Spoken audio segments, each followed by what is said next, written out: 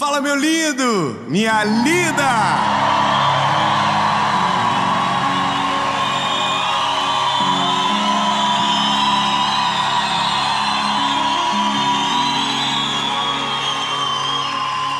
A gente vai para uma mensagem que eu tenho certeza que será um bálsamo para milhares de pessoas.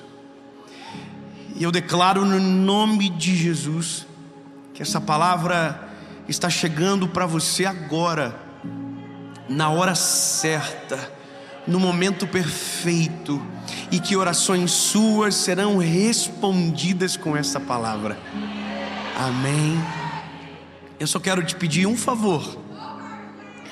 Antes de a gente ir para a mensagem, curte o vídeo rapidinho. Curte, é bem rápido. Isso ajuda a fazer com que a mensagem vá mais longe. Então curte, comenta, compartilha, ativa o sininho.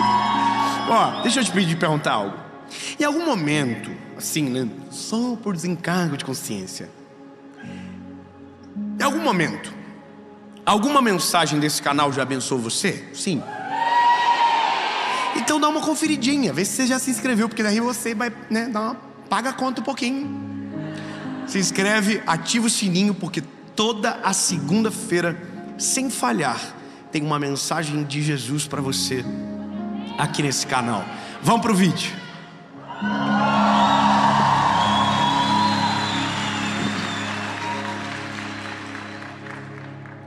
Gênesis, capítulo de número 41, versículo de número 51. Nós vamos começar pelo fim.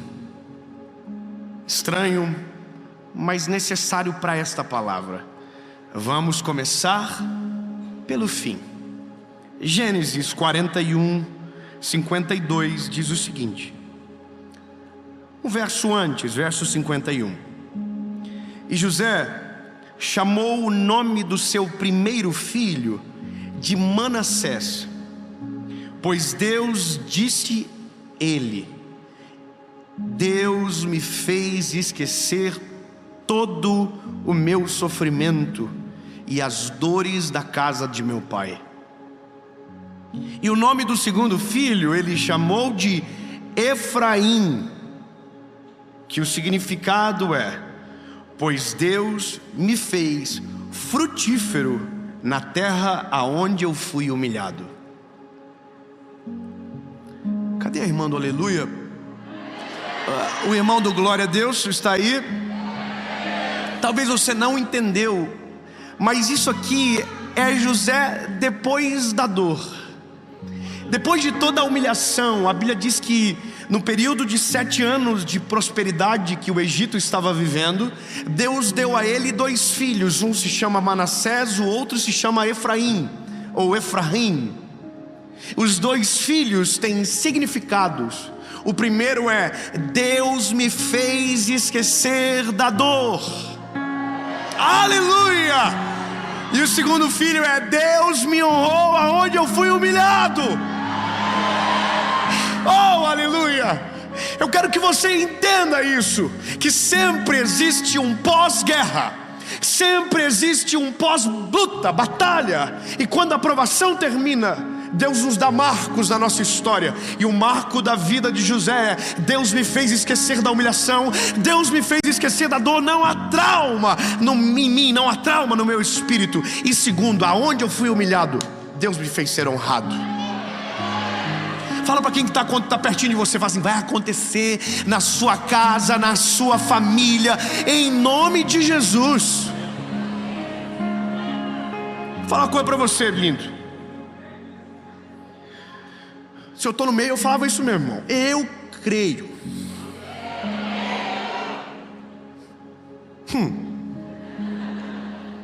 Eu vou contar algo que é no meu espírito, que é a maior alegria da minha vida. Como evangelista, a maior alegria do meu coração é quando os meus olhos veem pessoas tomando a melhor decisão da sua vida, que é entregar-se a Jesus.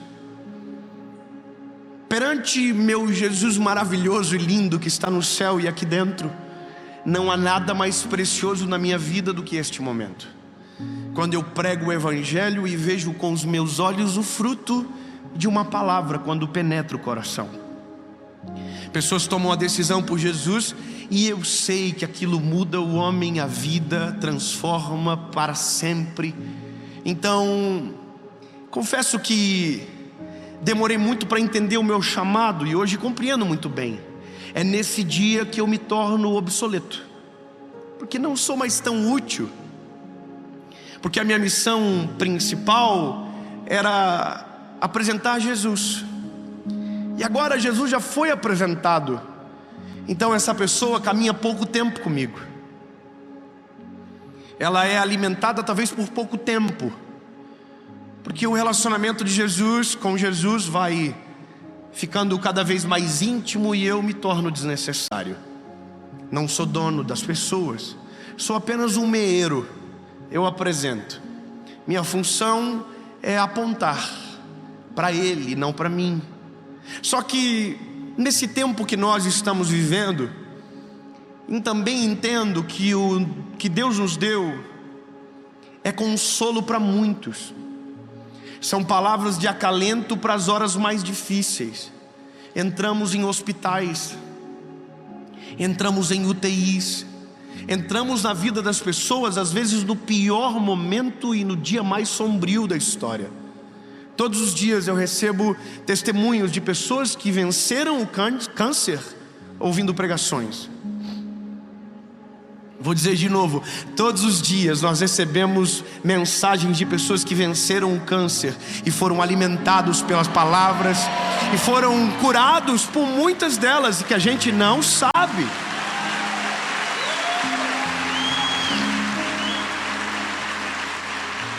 E esse é o poder da palavra.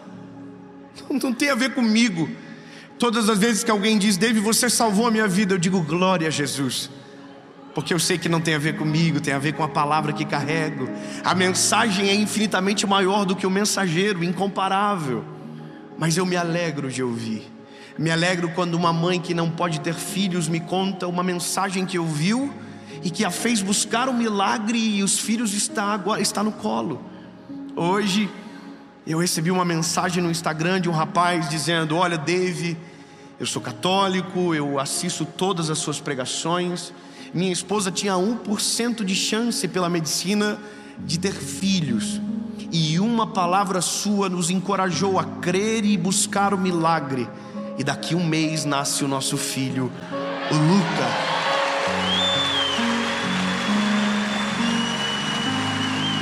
Então, eu entendo que eu preciso ser cada dia mais fiel ao Senhor, para levar aqueles que precisam uma palavra que os salve, mas que em um determinado momento os console, os dê esperança. O Evangelho é uma esperança para o tempo vindouro, mas também é uma viva esperança para o que nós estamos vivendo agora. É resposta, é lâmpada para o nosso caminhar. E aí, lindo, me deixa trabalhar. Me deixa trabalhar. Esses dias, isso aconteceu já por muitas vezes. As pessoas querem me dizer o que eu devo pregar, de acordo com a vida que a pessoa está vivendo. Ela acha que algumas coisas não precisam mais. Por exemplo, se a sua vida está 100% agora, que mensagem que você precisa? Não é dessa. Com licença, saia do vídeo, vá para o outro. Entendi. A minha responsabilidade é com o que o Senhor me dá, não com o que você deseja. Talvez em algum momento essa palavra entre e seja para você, mas entenda que o Evangelho, ele é poder para salvar, mas ele é uma ferramenta de consolo e esperança para o homem, aqui e agora. E todas as histórias da Bíblia, tudo o que Jesus fez, nos traz essa paz, nos traz uma esperança que a gente não consegue explicar. Ela é sobre-humana, ela invalida as expectativas contrárias, ela bate muitas das vezes de frente com a lógica, porque ela é esperançosa, ela é carregada de fé. Ou seja, para quem está vivendo o pior dia agora, essa palavra está chegando para dizer algo muito simples para você. Todo processo, toda dor, todo deserto, toda luta, toda guerra, toda batalha tem o início, o meio e todas elas têm um final.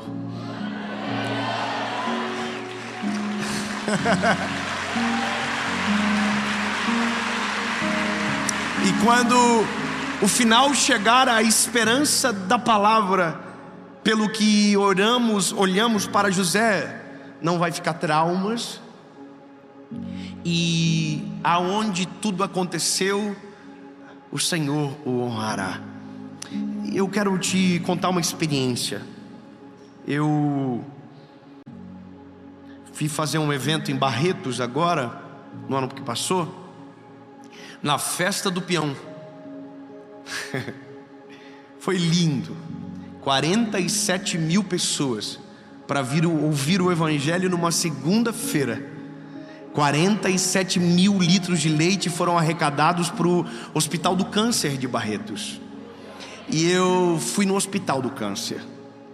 E sabe, foi muito interessante, porque quando eu cheguei lá, estava toda a junta médica me esperando. Estava o diretor do hospital, estavam as chefes das áreas, para apresentar para mim, que estava fazendo um evento para abençoar o hospital, o trabalho. E eu fiquei impactado com aquele trabalho, o nível de tecnologia, o nível dos profissionais, o amor que eles falavam do trabalho deles. Mas teve um momento que para mim foi o pior. Foi quando eu fui para a área de oncologia infantil. E aí, irmão, quem tem filho sabe, eu não aguentei. No meio da visita, eu caí num pranto. Eu tive que entrar para um banheiro e ficar quieto, chorando, porque eu me lembrava dos meus filhos, lembrava da minha filha, que eu acabara de ver uma garotinha pequenininha de colo, com o médico trocando a sonda, e era o exato tamanho da minha filha naquele momento. E eu fui para o banheiro para chorar. E me lembro que, conversando com a médica, eu fiz uma pergunta. Eu falei: doutora, como que é para as crianças passar por um tratamento tão dolorido? E ela falou algo que eu fiquei surpreso demais. Ela diz: nós tratamos milhares de crianças, graças a Deus o nosso índice de cura é muito alto,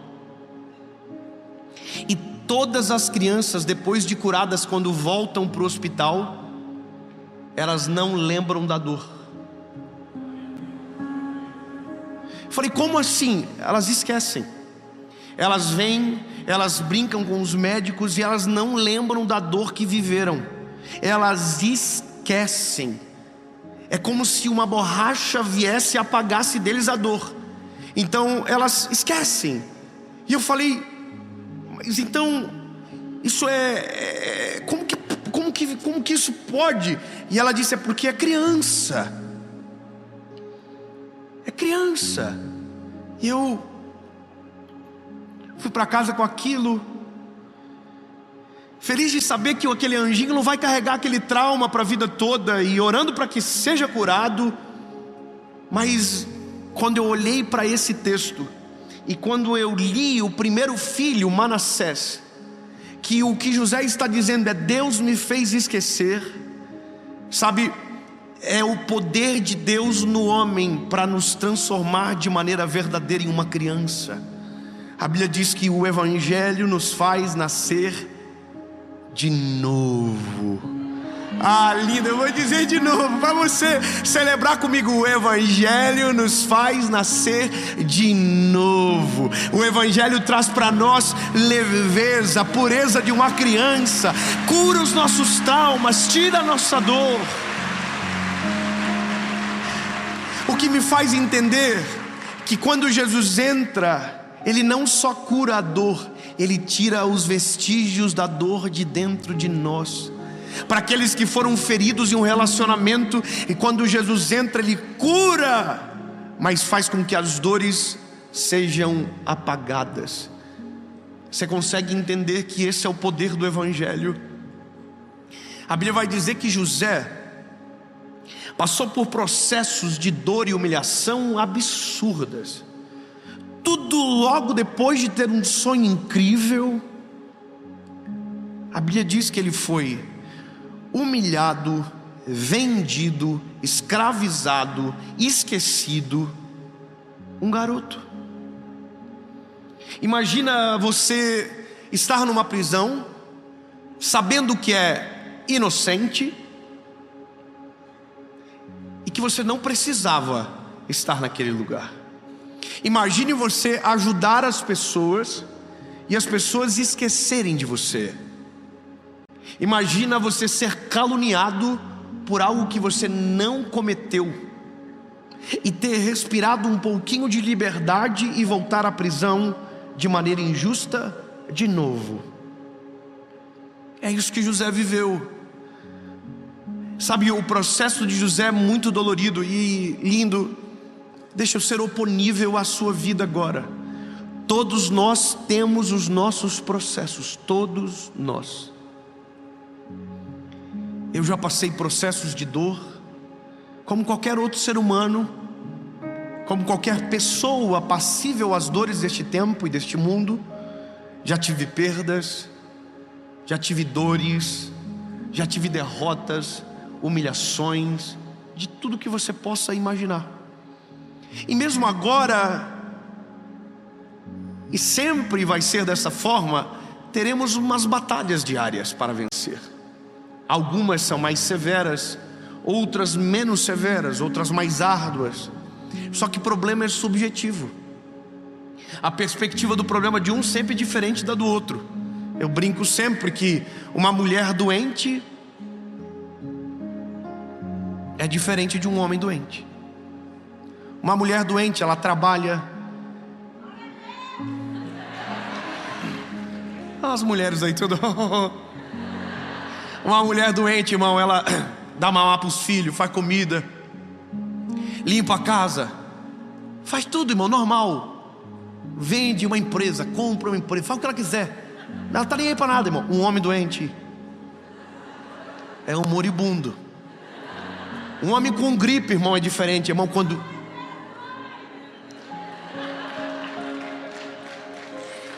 vou falar uma coisa para você.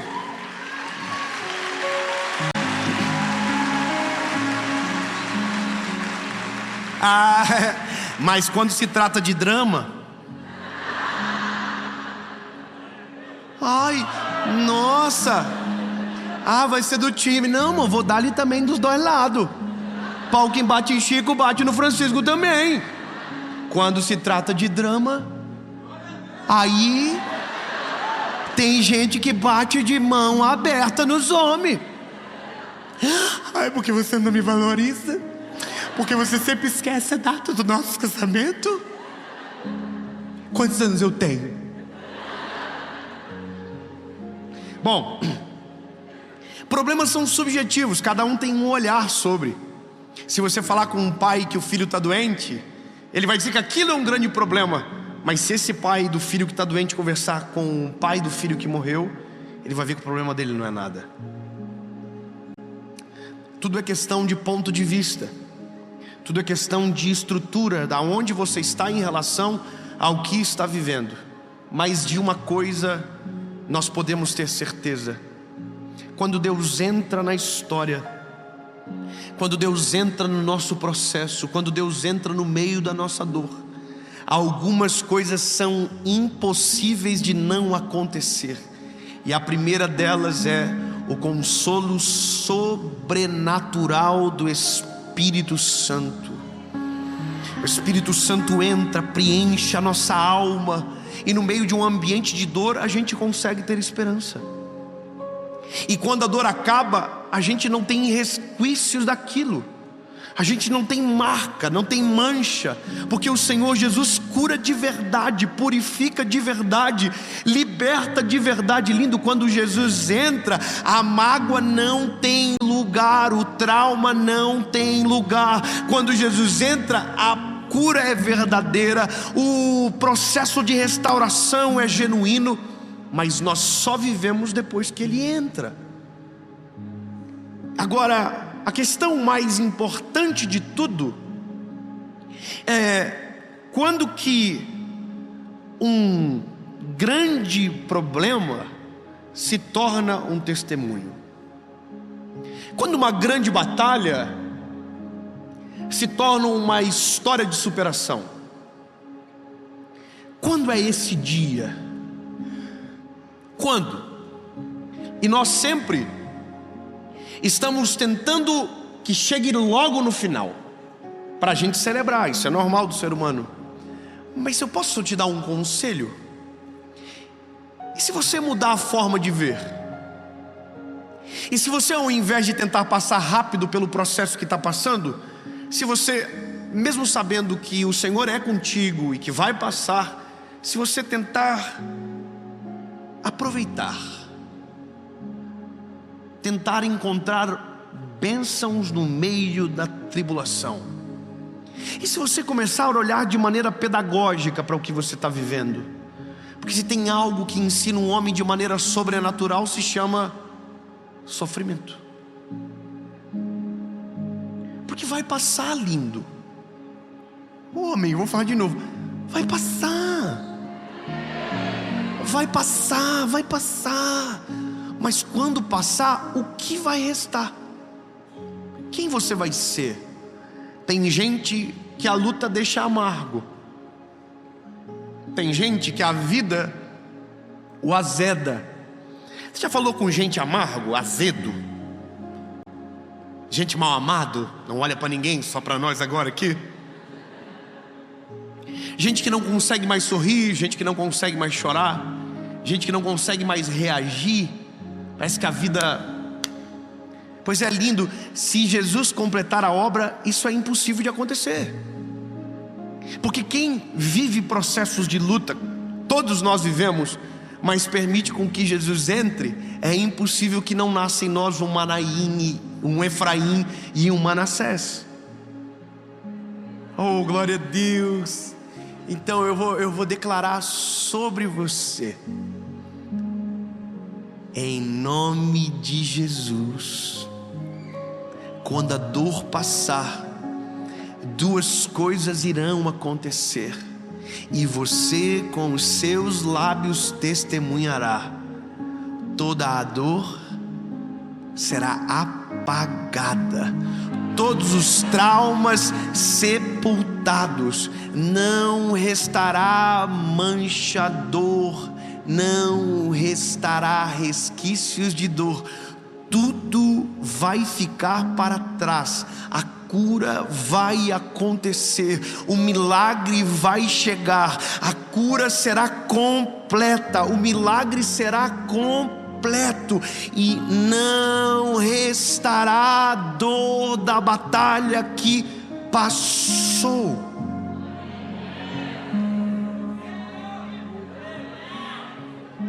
E a segunda coisa, Deus vai fazer, em nome de Jesus. Eu quero que você receba isso como palavra profética. O que José viveu, nós vamos viver. E eu vou te contar, lindo, eu vivi isso na pele, no lugar aonde tudo tinha para dar errado, no lugar aonde tudo descambou. Lembra do colégio que eu fui dar uma palestra? Foi no mesmo lugar que os meus pés vacilaram. Foi aonde eu me perdi, foi aonde eu fui humilhado, foi aonde eu plantei para começar os meus processos de dor. No mesmo lugar aonde tudo deu errado, em nome de Jesus, Deus transforma a geografia para começar a fazer com que a honra venha aonde a humilhação foi a sua realidade. Em nome de Jesus, aonde tudo deu errado vai começar a dar 100% certo, aonde tudo fracassou, Deus fará um grande milagre no nome de Jesus.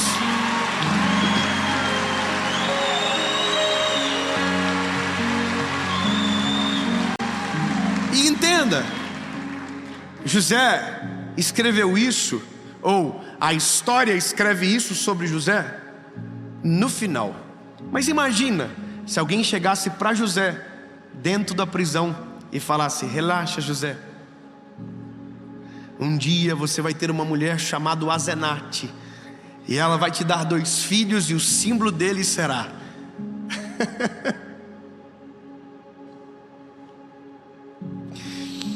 toda dor foi apagada, e o lugar de humilhação se transformou no lugar de honra. José provavelmente iria rir, porque tem algumas coisas que a gente só consegue acreditar depois que a dor passa. E em nome de Jesus, a dor vai passar. Jesus, nós cremos na Tua palavra. Tua palavra é lâmpada para os nossos pés, luz para o nosso caminhar, Jesus. E nós cremos que toda luta, toda angústia, toda dor passa, mas quando ela passar, não restarão manchas em nós, não restará traumas, Senhor. E o Senhor fará coisas incríveis aonde fomos flagelados pela nossa história. Nós cremos na Tua palavra, cremos na doce consolação do Teu Espírito Santo. Cremos que o Teu Evangelho é poderoso para me salvar e mudar a minha vida, agora e para sempre. Em nome de Jesus. Amém.